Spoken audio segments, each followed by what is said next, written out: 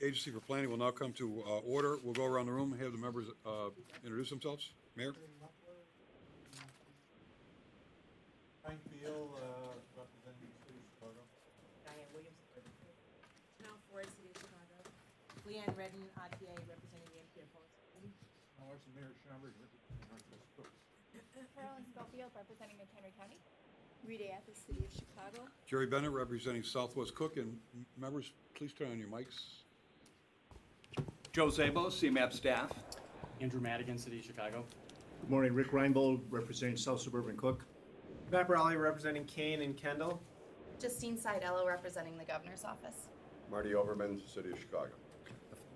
We have a quorum and welcome everyone. Again, check your mics to make sure they're on. Anybody on the phone? Not yet? Okay. Before you minutes of the June 13th meeting, I'll entertain a motion to accept the minutes. So moved. Second. Moved and seconded. Any questions? If not, all in favor, signify by a vote of aye. Aye. Opposed, vote of no. The motion carries. Under the Executive Director's Report, Joe. Thank you, Mr. Chairman. A little bit of a longer report this morning, but if you'll hang in there with me. The LTA updates are at your place. Also at your place, you'll find the annual CMAP report. And as usual, I continue to be amazed by the quality of the work that the staff puts out. Another, very, very challenging year as we're going into plan development and pivoting now from plan development to plan implementation, but continue to be proud of the work that staff does. On to 2050, the public comment period for On to 2050 and our draft closed about a month ago on August 14th. Was open from June 15th to August 14th, and during that period, of course, I did meet with each and every one of you for a one-on-one, as well as with the members of the policy committee to give you a personal briefing on the plan. 10 open houses were held throughout the region. A formal public hearing was held here at CMAP.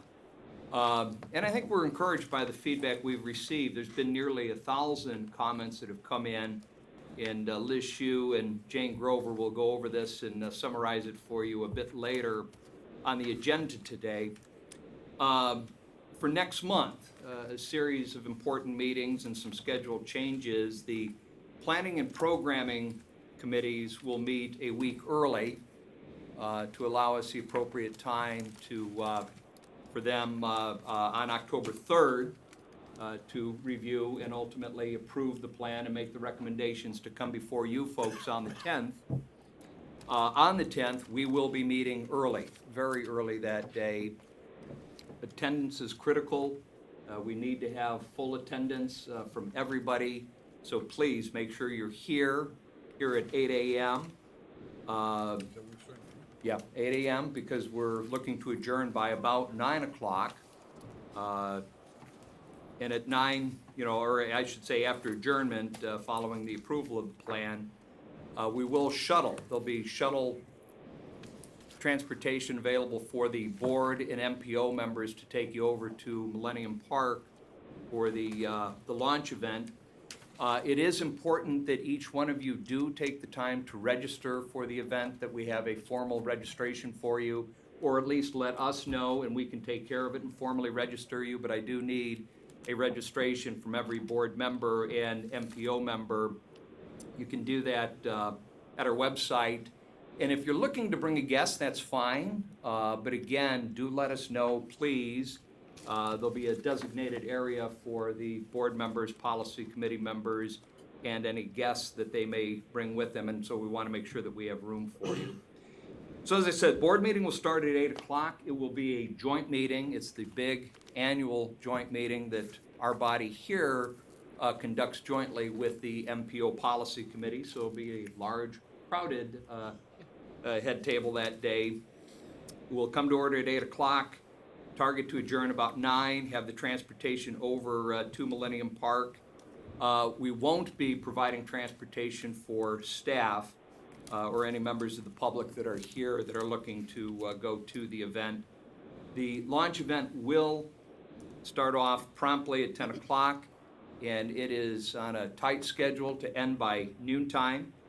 The Executive Director of the National League of Cities, Clarence Anthony, will be our keynote speaker. The moderator for the day will be from ABC 7, Judy Sue. She'll be our moderator for the day, and in addition to kind of emceeing the events, she'll lead a panel discussion of local leaders that include County Board Chair from DuPage, Dan Cronin, Tony Preckwinkle from Cook, our own Leanne Redden, and a host of other local leaders that will discuss 2050 and the principles. We'll also celebrate that day the birthday of CMAP, which was born on that day, and our own chairman, Mayor Bennett.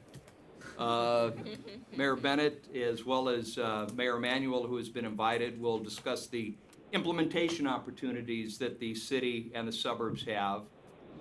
The offices here will be closed until approximately 12:30, which would allow the opportunity for all staff members to attend the event, and we look forward to seeing everybody there. So everybody here at 8 o'clock, full attendance, and then everybody at the wonderful event.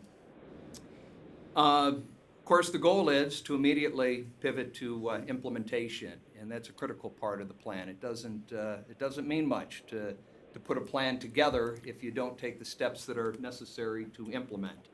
And so that starts immediately upon adoption. As a part of that, on Tuesday, October 16th, to help roll out the plan, I'll be speaking at the City Club. And those of you that want to attend, you can register at the City Club's website, www.cityclub-chicago.org. So while the summer really has been focused on preparing for the adoption of the plan, just a couple of other things to report on. I was able to attend an event with our partners, Pace and the Tollway, on August 21st to celebrate the opening of the I-90 Barrington Road Park and Ride Station. It's the region's first ever inline, or should I say highway-based rapid transit station, and was partially funded through our CMAP program. Lastly, our household daily travel survey is open and runs until May of next year. And so we encourage all of our regional partners to help us spread the word about the survey. It's critical to help us make sure that we understand the transportation patterns in the region and have the appropriate funding to maintain our roads, bridges, and transit, and that it's targeted and spent where it is needed most. Additional information on the travel survey can be found on the homepage of our CMAP website. And Mr. Chairman, that is my report. Any questions of Joe? Other than to piggyback on what Joe said, the meeting next month is you've been on this board, this is one of the most important meetings, and that's certainly highlighted by the fact of the combination also of our joint MPO meeting and the event itself. If you were around when we did that last time with 2040, it was a great event. So obviously I hope everybody signed up for that, but more importantly that the attendance at that meeting, we will approve the final plan in conjunction with the MPO, so please your attendance at that. Even if you for some reason can't make the event, that meeting in the morning is important that we have a quorum to pass on to 2050. Moving on to our various procurements and contracts. Angela?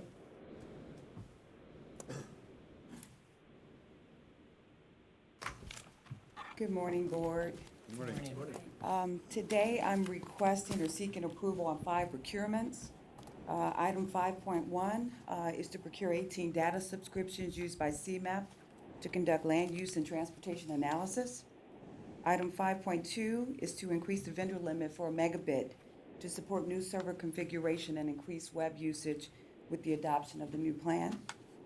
Item 5.3 is to enter into a sole source contract with Geosyntec to conduct water modeling for the Mill Creek watershed plant.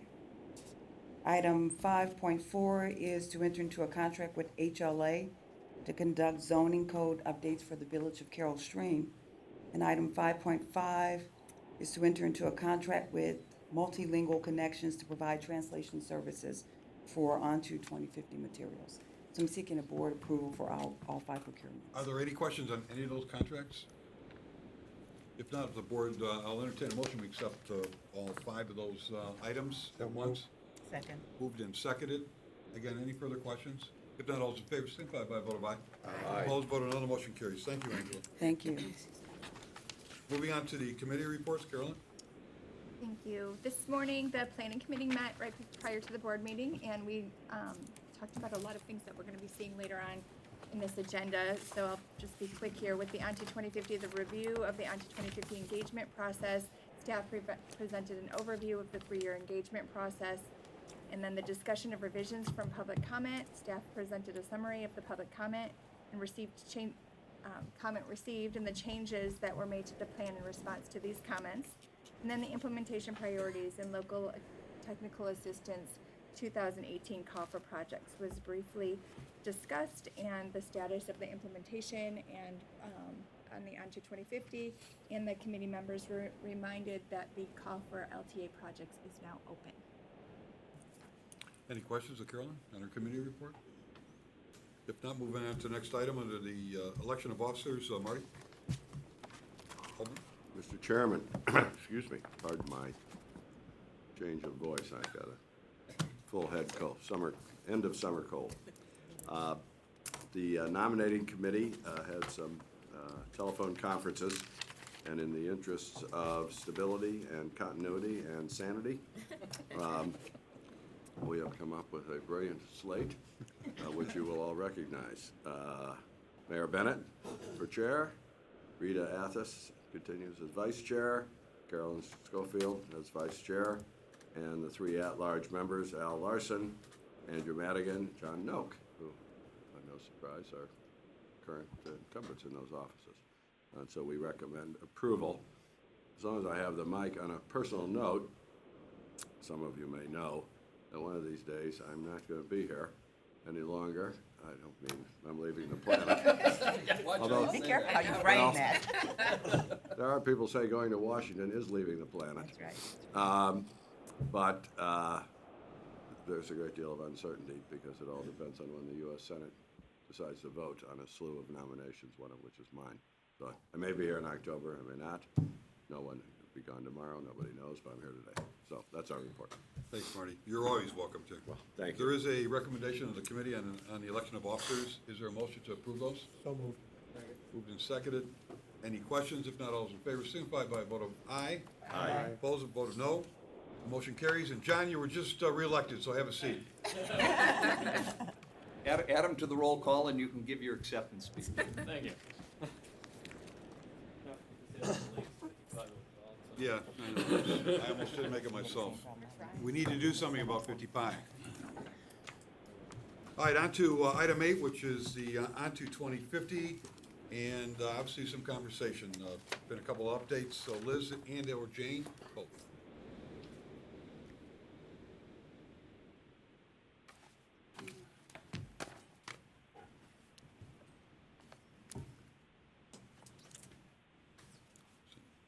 Cup of coffee and go get it.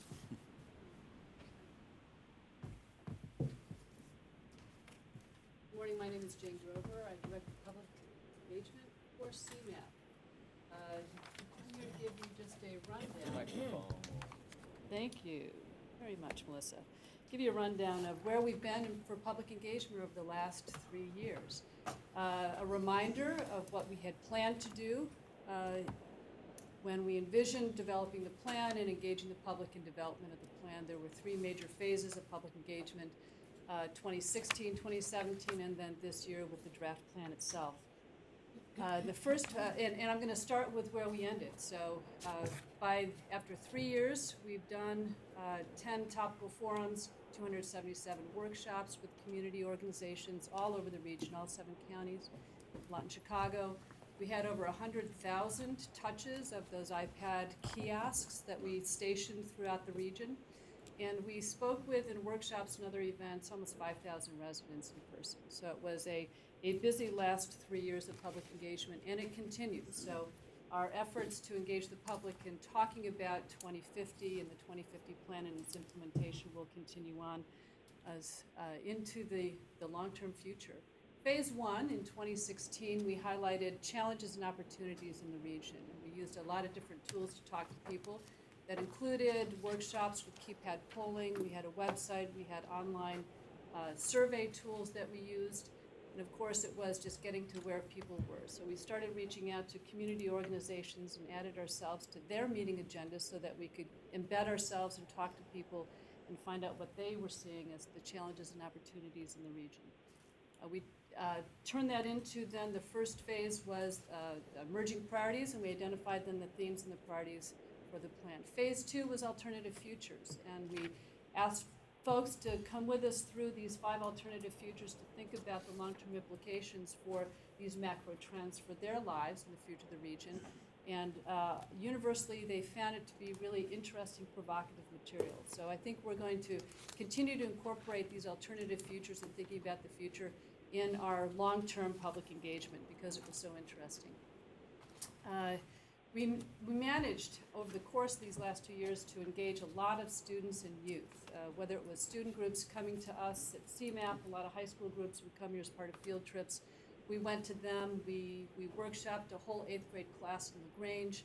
We had our FLIP program, and so we thought it was really important to not only talk to the youth, because they will be middle-aged people by the year 2050, and living and operating in our transit systems and contending with the future of climate change, but get their perspective. And we used pretty much the same material that we used with our adult workshops because we knew that they could understand it, they could go with us on this, and it was very interesting. We also engaged a lot of corporate entities just in this last year to take their temperature on some of these macro trends that we think will shape the future of the region and to get them on board to support the 2050 plan.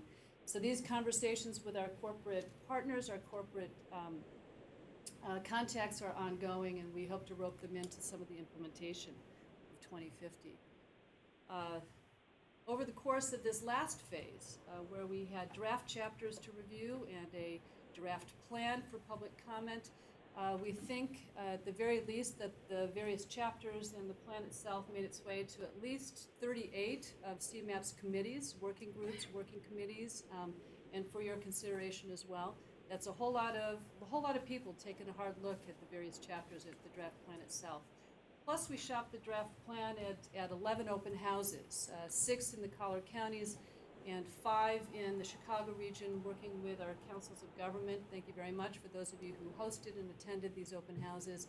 We got a whole lot of public comment, and then it culminated in a public hearing right here in this room at the end of July, and we got a lot of good comments and feedback at the public hearing as well.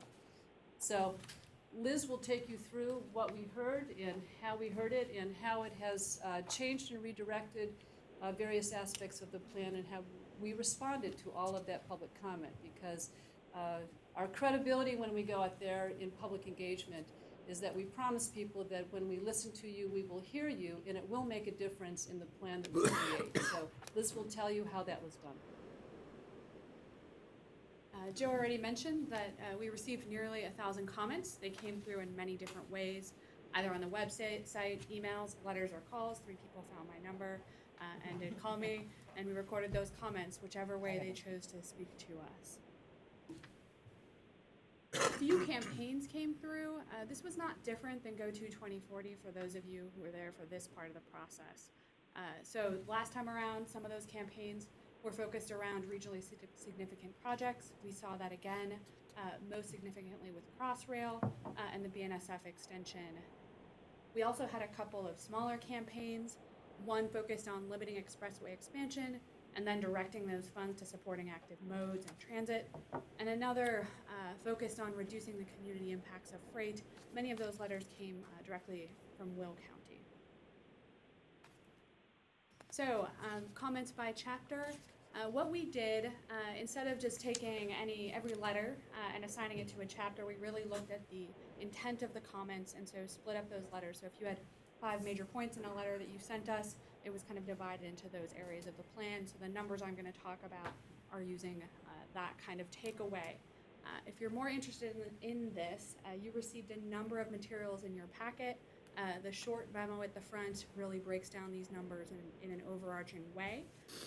The second item, the response log, which is, I apologize in advance, 70 pages, is where we really split up all of your comments, and staff offered a response as to whether or not a request was already present in the plan and supported, whether or not we made a change to accommodate that request. And so we've done our best for all of your feedback and all of the public feedback, provide good detail on changes to the plan. And then you did also receive a full compilation of all of the public comment we received. That document's about 1,400 pages. If you want to see it in paper form, there's a binder over there that you can flip through. So taking all of that together, most projects were, as with Go to 2040, focused around regionally significant projects, with a number of comments on the rest of the plan. So thinking about regionally significant projects, we received just over 400 letters in support of Crossrail, which is a series of passenger rail improvements to improve rail travel throughout the region. And we received about 340 comments around the BNSF and that extension. Almost all of those were in support of it. A few offered concerns, most significantly when they did, there was concern about a potential tax increase associated with extension of the BNSF. We received a few comments on both the Ileana and the Tri-County Access, also often referred to as 53-120. Those comments were mixed. Some were in favor of the project and some were opposed. And then a few other comments on the Metro Electric, the Red Line extension, and the Elgin O'Hare facility. When we look at the topics of the plan, we received feedback across all of the chapters. Most of this, again, was within mobility. At the bottom of the kind of green mobility, you see those smaller campaigns I mentioned. We heard feedback on emerging tech, in some cases concern about what autonomous vehicles might mean, concern about emerging services like Uber and Lyft and how that changes the region. For transit and funding, those comments were a mix. In some cases, or in many cases, where there were requests for clarification or additional information. Support for transit came through in many comments. And then on funding, there were comments both in favor of increased funding for transportation as well as some that are concerned about increased funding. After mobility, environment received the most comments, and these were often from the general public rather than our stakeholders, and really asking the plan to address issues like climate change, open space preservation, and improving habitat quality. Governance and community share a single recommendation, which received a number of letters from all of our partners, and I'll respond to that a little bit more on tax policy issues. We received a lot of general comments in favor of the principles of the plan, or asking for more information and clarification, and where possible, we responded. And then the prosperity chapter also received a number of comments, particularly focused on some of the workforce elements. So, in response to all of this feedback, we have a few overarching changes. Throughout the plan, we've tried to highlight opportunities to plan for residents with disabilities. We received a few letters that provided quite a lot of information about disability in the region, and then particularly in Cook County. One piece of information that stood out to us, and we think should stand out in the plan, is that 1 in 10 residents in the region has some level of disability. And as we continue to have more medical advancements, as we continue to have an aging population, this is something that will be important. We received feedback on the inclusive growth framing, and some were concerned that our framing did not go far enough to address social justice issues. The inclusive growth framing is something that we've retained as a principle in the plan and recommendations throughout the plan, but we have, wherever possible, emphasized the historic roots of the racial inequities we see in the region today. We had a lot of questions, particularly from committees, about how the plan's indicators connect to its recommendations. And so we've made revisions to that appendix and to the plan draft to improve those connections. We also had a lot of questions about progress on Go to 2040 indicators. So if you go to the new version of that appendix, it will indicate progress. And then finally, many letters highlighted where local best practices are already implementing the plan, or asked for more information on the types of transportation projects that might not necessarily meet the threshold of a regionally significant project. So we've done our best throughout the plan to incorporate those examples that people offered and point to more projects.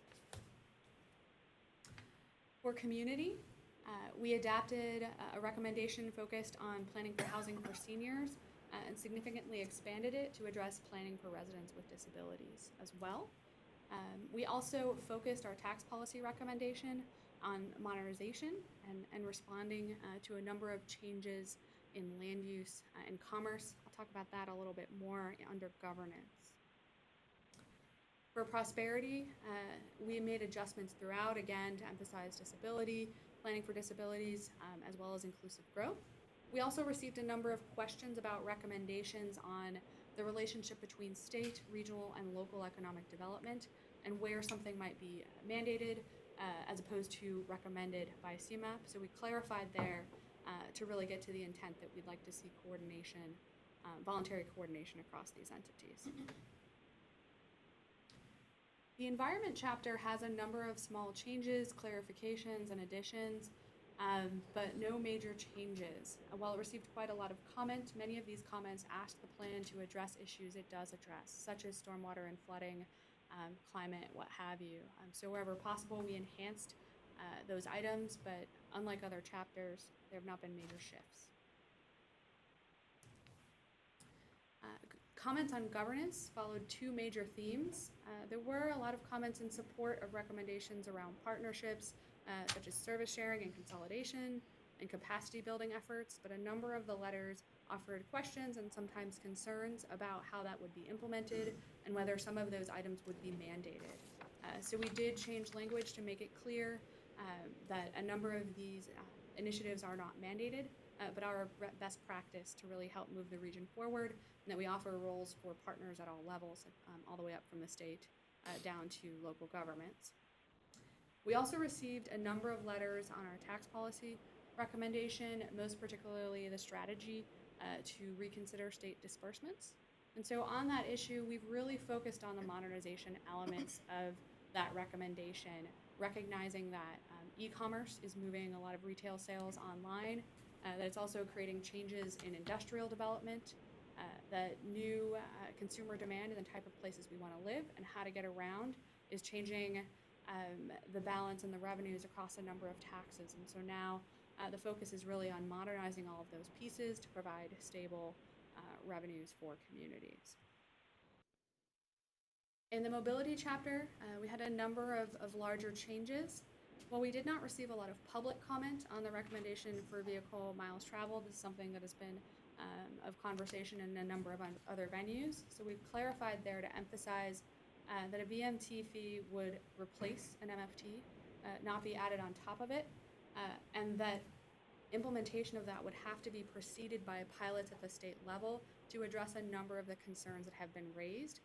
Those range from a potential imbalance in fees between urban and rural users, impacts on low-income residents, providing options to ensure that privacy of individual residents is protected. Addressing these kind of issues is something that you really can use pilot studies to do, and so that is the near-term recommendation. We heard a lot of feedback often from committees about the need to better highlight multimodal projects. So we've done that both in text and in visualization throughout the plan. So you'll see additional information and a special symbol for projects that are multimodal. In response to substantive public comment on the impacts of freight on local communities, we've emphasized the need to, when planning for freight, also address quality of life issues, improve truck routing, make sure that residential and other uses are protected from major freight facilities, and to particularly do this for economically disconnected areas. And then finally, we are proposing to retain the fiscally constrained regionally significant project list. In response to those two major campaigns, we did make some shifts.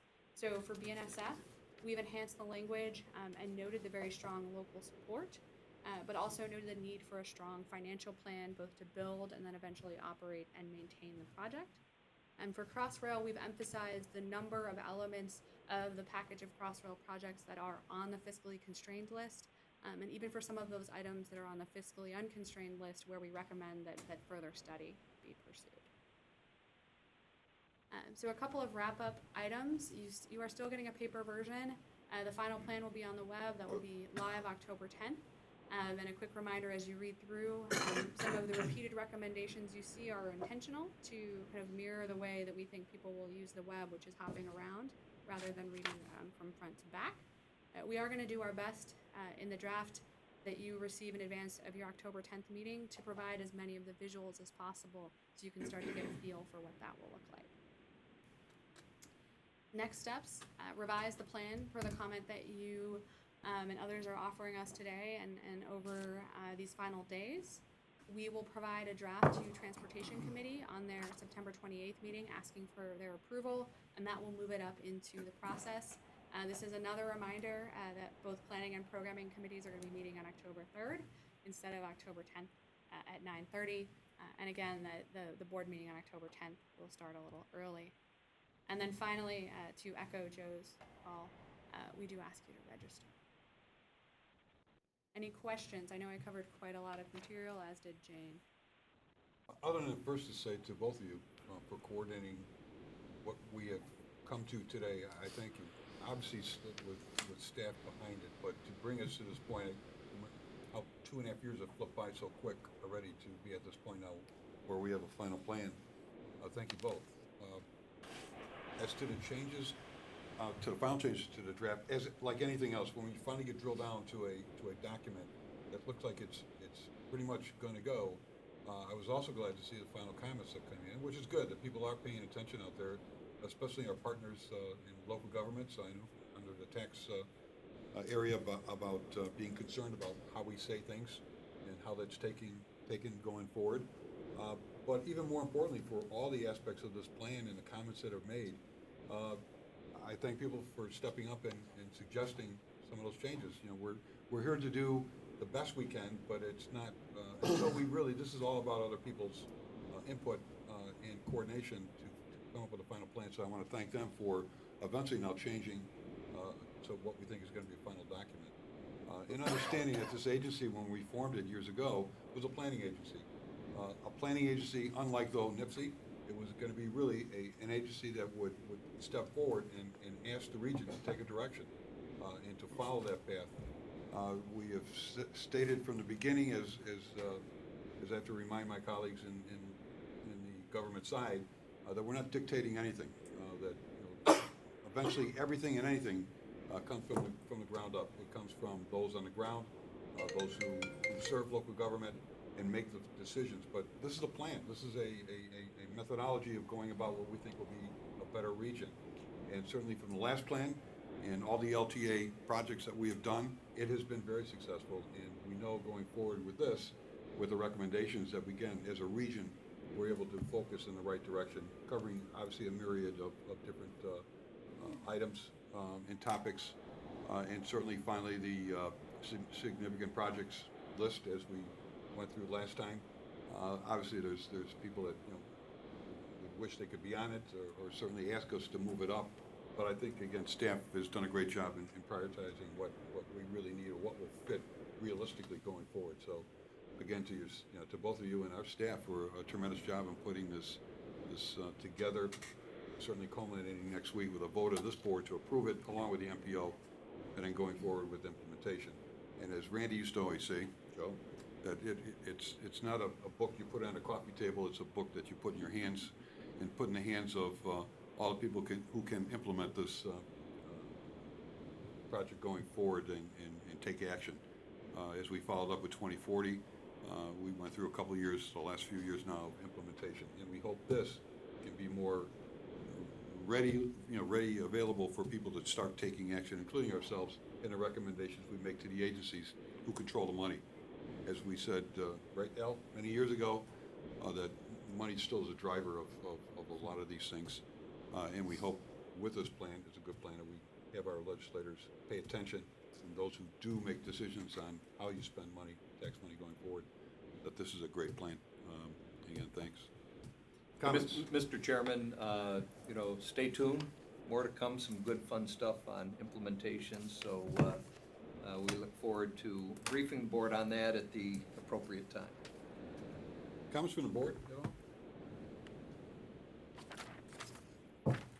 You have a heavy group here. Good job, good work. Thank you. And again, one more final comment to my friends, the mayors out there, on the whole tax policy thing. It is obvious that we are struggling as local governments in trying to maintain the revenues that we have from the takeaways that are taking place downstate.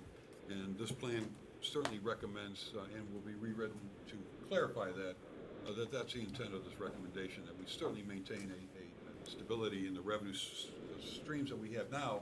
But going forward, as technologies change, as potential impacts of things we're not seeing now, that we do it right going forward too, that there's not such a huge disparity in how the distribution of those revenues take place. So again, it's our recommendation and certainly our intent to work with local governments on that very sensitive issue of revenue sharing. Drew, you're up. Oh, sorry, go ahead. I'm sorry. I want to echo Mayor Bennett and say that you've done just a great job, and I really appreciate all the outreach. The one thing I wanted to ask, and I think it's great you've responded to people, on the one issue you brought up about making sure that the whole issue of racial inequity was highlighted, how did you address that in the plan?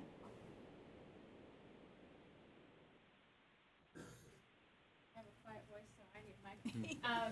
But It's obviously such a big issue in this region. I wondered how that was handled. yeah, so we did a number of things. We had already throughout the plan made a number of efforts because of the inclusive growth framing and the inclusive growth principle to really point to the negative outcomes that we see by race in the region today. And so, something that we often highlight is that economic outcomes, particularly for Black residents, are worse in the Chicago region than they are in many of our peers. We have, for example, an unemployment rate of 18.7%, which is far and above what you see in other regions. So we went back through and we attempted in every chapter to highlight those issues. We, wherever possible, and we're able to do this in every chapter, highlighted some of the historic policies that brought us here as well. So pointing to things like redlining, to school segregation, to exclusionary zoning, and other types of approaches that were often race-based that led to some very negative outcomes. So the focus, and then finally, we went back again and ensured that every chapter in some way through a strategy directly addresses the need to promote inclusive growth and address this issue for the region. One thing I want to kind of reach back to is the idea of why we have this principle. When I think many of us can recognize that the region is struggling a little bit. We're growing more slowly than our peers economically. We are not growing in terms of population. And when we look at peer regions that are growing, they just do a better job of providing economic opportunity for minority and low-income residents. And we are not. And so we have tried to point to the need to do that better and to many strategies that CMAP and a number of partners and other entities can take on. Okay, great. Thank you, Liz. Mayor? Mr. Chairman, I would like to thank CMAP staff for changing the wording. I think as a member of both Northwest Municipal Conference and Lake County Municipal League, I think the mayors were concerned that when we talked about revenue sharing in the plan, it was misunderstood. A lot of us have suffered from changes from the state, and we just keep seeming to be going backwards. And so when it looked like CMAP was saying, well, we're going to take more money from you, I think there was a big concern. So I appreciate the changes that have been made to address and show what the real intent of that was. Thank you. Yes. Okay. Drew? Sir? Wanted to provide the board with a brief update on near-term implementation activities that are ongoing at this point. We've been here once before. We've been around the committee trail, so to speak, a couple of times. Wanted to keep this group up to date as is appropriate. To reiterate from the last time we talked about this, the activities that are listed in this memo are here because they require external partnerships, and so we're actively reaching out to many of the partners that are identified in here. And we wanted to make sure that everyone is in the loop on that, as these are ongoing and emergent and mostly at the scoping stages. So I want to briefly go through these. If you were in the planning committee meeting, feel free to tune me out as much as you like, or if there are questions that you wanted to ask then, feel free to ask them now. As always, feel free to interrupt me at any time. Otherwise, I will cease to babble at some point and ask for any discussion that's left. So beginning with the community section of the plan, developing a targeted reinvestment area. Again, this is based off of the work that our policy team has already done to identify economically disconnected and disinvested areas, as well as mixed-use town centers and job centers across the region, to begin to say how can we focus different kinds of technical assistance and investments in those areas. And so there are conversations both with communities to help them self-identify these different kinds of places within their communities, as well as conversations with potential investors that would need to work together to focus those investments and technical assistance as well. So that's where that is. It's really very early in the process, and we're mostly looking internally at how that would function. Going on to governance, establishing a regional coordination on inclusive growth. CMAP has been working with a consultant facilitator as well as several different organizational partners, the Chicago Regional Growth Corporation, Cook County, World Business Chicago, the Local Initiative Support Corporation Chicago office. I'm definitely missing someone in that list so far. Oh, and the South Suburban Higher Education collaboration, to begin to see what a regional collaboration would look like around this. Again, Liz did a great job explaining how we've incorporated inclusive growth into the plan recommendations, but we acknowledge very much that our core mission will have CMAP focusing on a few discrete things, but more is needed to be done, and that will really require a partnership and a leadership on the part of several of those partners and more. So that's where that is at now. We've had a few intensive facilitative sessions. We have some narrative that we're pretty keen on and some initiatives that we're hoping to sort of use as a basis to see how this could work, and we'll continue to work with that group in the future. Moving on to evaluate options to incorporate capacity building into CMAP programs as well as partner activities. The local planning department specifically has been working very actively over the past several months to scope this program out. We know that it will involve embedding some staff into very low capacity communities. It will also involve beefing up our training efforts and looking into coordinated service provision in some way, shape, or form with interested parties. We've also put in a couple of fundraising applications, and we're feeling pretty optimistic about those at this point.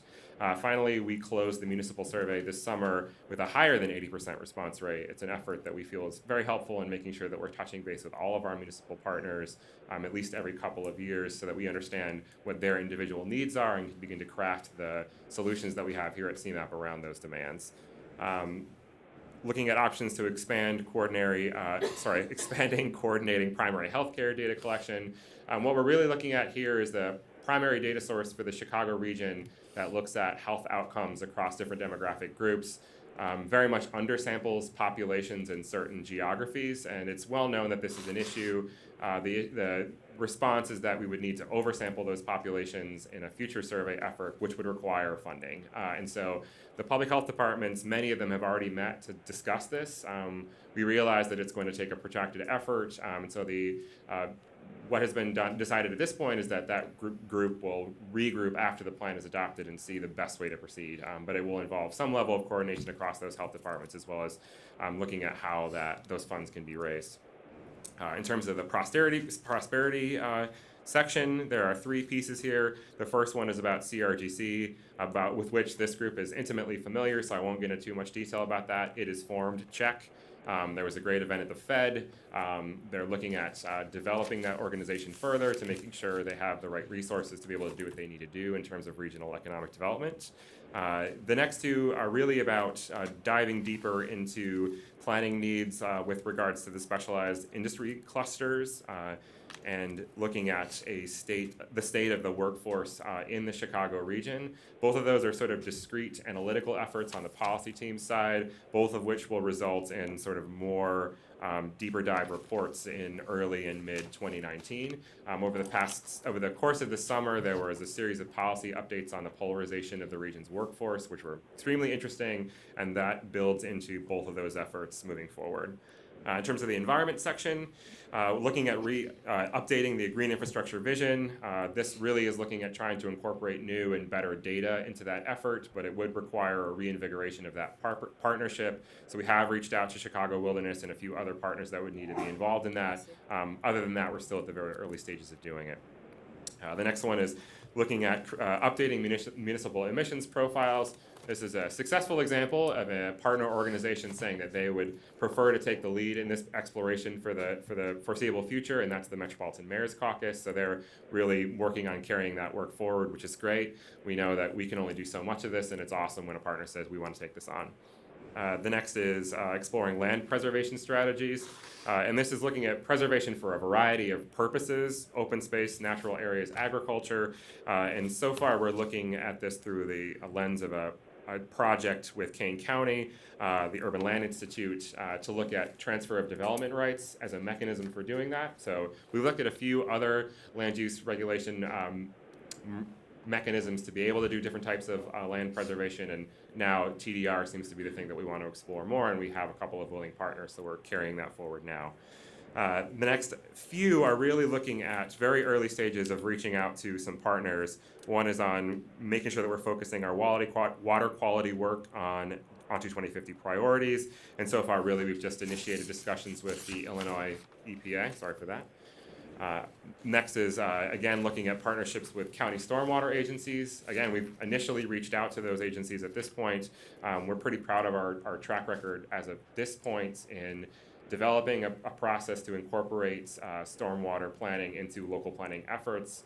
We're also pretty keen on this flood susceptibility index that we created over the past year, which looks at flood susceptibility at a 5-foot resolution across the region. And so we want to deploy those tools in that process more and more broadly so we can scope that up. We've had very positive feedback from the partners that we've worked with using those tools in that process. So the first is working with county stormwater agencies. The next is looking at how we might be able to use that susceptibility index to categorize or analyze different transportation facilities. This is furthering, again, our environmental resilience efforts as part of plan recommendations. And then finally, in the environmental area, advancing water supply planning in the region and priority locations. And again, this is one where we really just initiated discussion with the statewide agencies that would need to be involved. So in terms of mobility, this group knows intimately what's going on with transportation revenues. Work happened over the summer. The subcommittee has moved on with its memo. I know that there are scoping efforts going on now to see how we can move that effort forward.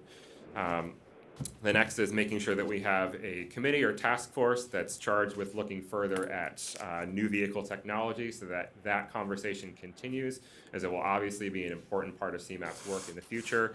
Again, we want to make sure that we're involving both our traditional governmental implementer partners as well as the private sector that's very much involved in that sort of new vehicle technology in that effort. So it's going to be a mixture of the both, and it will be a time-boxed effort at this point. We're not, at this point, entertaining the notion of creating a new standing committee.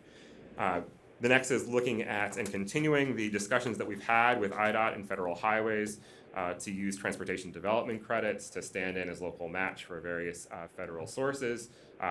Those conversations have been positive so far. We anticipate that they will be protracted and they will continue to be so. And so that is the update on that. The next is working with IDOT to update the design manuals. We don't anticipate at this point that that'll be a very near-term effort. It will probably be something that kicks off at some point in 2019, but so far our initial discussions with the department have been positive, and again, we anticipate that those will go on for a while. Let's see here. The next is doing, and this is one that we really have far along and is going to be one of the first things that you'll probably hear about after October 10th as being moving along and as part of your regular updates, which is to conduct a series of truck routing, permitting, and delivery management studies in a few groups of communities across the region, both to make sure that goods movement happens in an efficient way, and also to make sure that any new facilities and that the freight system overall doesn't overburden economically disconnected populations. So those 3 studies will be in Will County, in Southwest Chicago, and in the south suburbs. And that is the end of my update. Happy to answer any questions or entertain any discussion the board would like to have. Please. Is it true? Yes, ma'am. So first of all, thank you for your report out. Not so much a question, I just want to make sure I extend an invitation and offer on behalf of the city. I think I know you're early in the partner development stage, but I think a number of the different initiatives and topics you've talked about, the city is obviously contemplating, and so to the extent that we can be aligned or be thought partners or we can wrestle with some of these tough ideas. I'd like to make sure we're having those conversations sooner rather than later. So we can talk offline. That'd be There's great. departments and groups within the mayor's office specifically that I think an introduction could be helpful. Wonderful. Thanks so much for extending that offer. Comments or questions? Drew, thank you. Of course. Okay, I think we have gone through the agenda. I have one thing. Sure, go ahead. Under other business. I didn't want to steal Steph's thunder, but I then noticed now that we went through it that the LTA projects, the call was not on here. So I just wanted to elaborate on that. I did mention the call for projects was open last week. It goes until noon on October 26th. And workshops will be held in each of the counties over the next month. And those dates are being finalized now, but keep an eye out for that. And just wanted to let everyone know those dates. Again, October 26th at noon, the call for LTA projects will run until. Any other comments from the board? We have to go in exec session to review the minutes of our exec session, required by law. Any comments from the public? One final note, and certainly not to harp on it, but I will. What we control going forward, I think, in this metropolitan region over the last certainly 15 years, we're doing our best to try to make it a better region. I still believe we live in one of the greatest metropolitan areas in the world. But unfortunately, the cloud that hangs over all of us is what happens at a level that we don't control, and that's the state and federal levels. And so much more could be done in this metropolitan area with the infusion of some dollars, and it goes across the board, whether it's in economic development, whether it's in coordination with the business partners in this region to assist us in again getting into areas that we have been neglected from many years. And whether it's the taxation policy of the state, the biggest killer that's going on right now has been this no longer equality of state funding local education. That's been a driver of people so-called leaving the state. That's got to change. I mean, we can only do so much. I know at local government level that we've done our best, but we only represent anywhere from 5 to 10% of that property tax bill. But 70% now continues to be the burden on local property tax because of education. The state has got to step forward and change that formula. And that means obviously there's going to be exchange of dollars, meaning if you raise the income tax a bit, if it's a few dollars more to drive property taxes down by thousands of dollars, that's really the so-called, I think, immediate goal of what the General Assembly and the new governor or existing governor is going to do or needs to do to change that that financial situation for the people of the state of Illinois. Because whether or not we want to believe it, we are not increasing in population based upon statistics. We believed 20 years ago that we would have an increase in population, certainly in the metropolitan area, and that's not happening. So the tax policy of both the state and certainly the non-assistance that we're getting from the federal government, which has gone on for some time now, has got to change too. And that's going to take, obviously, the partnership of everyone, from local to business to the residents and people that live in this region in the state of Illinois to understand there's so much misinformation out there. And if someone would just clearly lay out logically and tell the truth about what is needed to exchange certain things for relief to take place going forward. This is the second time around with this, and there's so many good things that we have in the planning, but to have it implemented, there's just things that we don't control that also has to change politically going forward, and I hope that happens. I hope that we can see a better day, and that we can support the residents of our communities, the residents of this region, to stay in this region, because it's a great metropolitan area that offers so much. But we just certainly need to work together as we've done here, but to convince others to join in on that partnership and understand the big picture, which unfortunately I don't think some people ever do or care to. But information and a plan hopefully can go a long way in continuing to build on this region. So as I close this meeting, and we look forward again to the meeting next month. 8 a.m. 8 a.m. As 8 a.m. a critical thing for this board, so please, if you can't make the event, please make that meeting so we get this voted into. Any other comments, questions before our meeting next month? Again, staff, thank you.